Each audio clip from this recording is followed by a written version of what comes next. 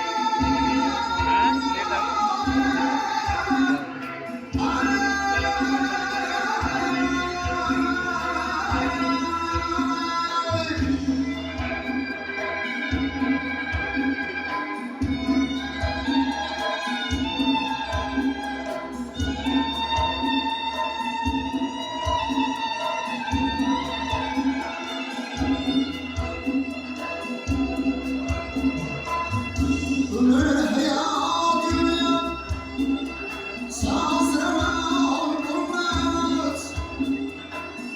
Bir tekmeyi toplarken şirinler olmaz. Ömür hayat yürüyor, sazıramam durmaz. Bir tekmeyi toplarken şirinler olmaz. Bir bırak zahmetsiz baktı uşağına olmaz. Bir ümit, bir arzu hiç insana olmaz. Bir yurtum diyemeyem arzana demez.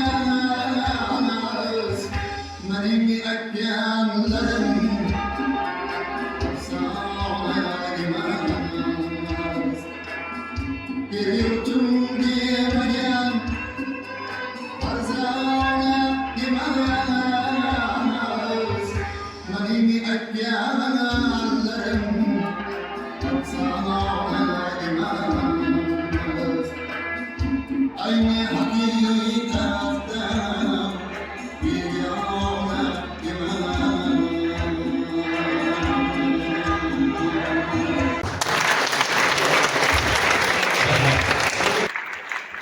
Evet,